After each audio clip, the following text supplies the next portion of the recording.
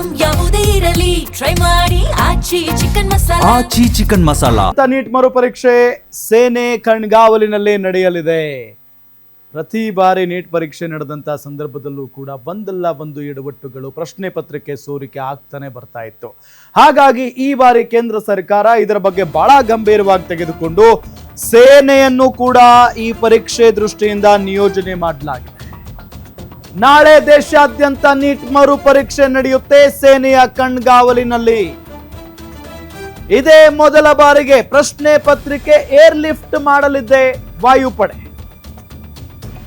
ಇದೇ ಮೊದಲ ಬಾರಿಗೆ ಅಂದ್ರೆ ಎಷ್ಟು ಭಯ ಇದೆ ನೋಡಿ. ಆವಾಗ ಏನ್ ಬೇಕಾದ್ರೂ ಆಗ್ಬಹುದು, ಪ್ರಶ್ನೆ ಪತ್ರಿಕೆಗಳು ಲೀಕ್ ಆಗ್ಬಹುದು ಅನ್ನೋ ನಿಟ್ಟಿನಲ್ಲಿ ಇದೇ ಮೊದಲ ಬಾರಿಗೆ ಏರ್ ಲಿಫ್ಟ್ ಮಾಡಲಾಗ್ತಾ ಇದೆ. ಪ್ರಶ್ನೆ ಪತ್ರಿಕೆಗಳನ್ನ ವಾಯುಪಡೆ ಹೆಲಿಕಾಪ್ಟರ್ ಮುಖೇನ ಪ್ರಶ್ನೆ ಪತ್ರಿಕೆಗಳನ್ನ ರವಾನೆ ಮಾಡ್ತಾ ಇದ್ದಾರೆ.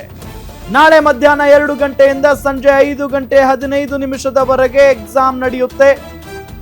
5,500 ಪರೀಕ್ಷಾ ಕೇಂದ್ರಗಳಲ್ಲಿ ಸಕಲ ರೀತಿಯಲ್ಲೂ ಕೂಡ ಸಿದ್ಧತೆಯನ್ನ ಮಾಡಿಕೊಳ್ಳಲಾಗ್ತಾ ಇದೆ.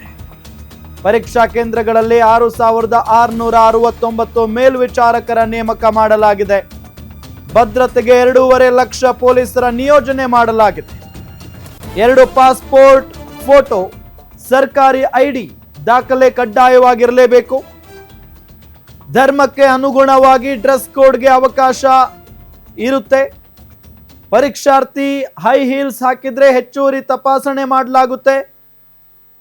ಪರೀಕ್ಷಾ ಕೇಂದ್ರದ ಒಳಗೆ ಕೆಲ ವಸ್ತುಗಳಿಗೆ ನಿರ್ಬಂಧವನ್ನ ಹೇರಲಾಗಿದೆ. ನೋಡಿ, ಧರ್ಮಕ್ಕೆ ಅನುಗುಣವಾಗಿ ಡ್ರೆಸ್ ಕೋಡ್ಗೆ ಅವಕಾಶ, ಜೊತೆಗೆ ಪರೀಕ್ಷಾರ್ಥಿ ಹೈ ಹೀಲ್ಸ್ ಹಾಕಿದ್ರೆ ಹೆಚ್ಚುವರಿ ತಪಾಸಣೆ ಮಾಡಲಾಗುತ್ತೆ. ಪರೀಕ್ಷಾ ಕೇಂದ್ರದ ಒಳಗಡೆ ಕೆಲ ವಸ್ತುಗಳಿಗೆ ನಿರ್ಬಂಧವನ್ನ ಕೂಡ ವಿಧಿಸಲಾಗುತ್ತೆ. ಹಾಗಾದ್ರೆ ಯಾವ್ಯಾವ ನಿಷೇಧಿತ ವಸ್ತುಗಳು? Mobile phone, smart watch, Bluetooth ಉಪಕರಣಗಳು, ಇಯರ್ಫೋನ್ಗಳು, ದೊಡ್ಡ ಬೆಲ್ಟ್, ಕೊಂಡಿ, ಭಾರಿ ಆಭರಣಗಳು, ಲೋಹದ ವಸ್ತುಗಳು ಇವುಗಳನ್ನೆಲ್ಲ ತೆಗೆದುಕೊಂಡು ಹೋಗೋ ಹಾಗಿಲ್ಲ. ಸೊ ಆ ನಿಟ್ಟಿನಲ್ಲಿ ಬಹಳಷ್ಟು ಕಟ್ಟುನಿಟ್ಟಿನಿಂದ ಈ ಬಾರಿಯ ನೀಟ್ ಪರೀಕ್ಷೆಯನ್ನ ನಡೆಸುವುದಕ್ಕೆ ಕೇಂದ್ರ ಸರ್ಕಾರ ಮುಂದಾಗ್ತಾ ಇರೋದು. ಯಾಕೆಂತ ಅಂದ್ರೆ ಇದು ಕೇಂದ್ರ ಸರ್ಕಾರಕ್ಕೆ ಭಾರಿ ಮುಜುಗರ ತರಿಸಿದಂತ ವಿಚಾರ. ಒಂದು ಅತಿ ದೊಡ್ಡ ಎಕ್ಸಾಮ್ ಪ್ರಶ್ನೆ ಪತ್ರಿಕೆ ಪದೇ ಪದೇ ಸೋರಿಕೆ ಆಗುತ್ತೆ ಅಂತ ಅಂದ್ರೆ ಇದು ಕೇಂದ್ರ ಸರ್ಕಾರದ ವೈಫಲ್ಯ ಅಂತ ಇನ್ನೇನು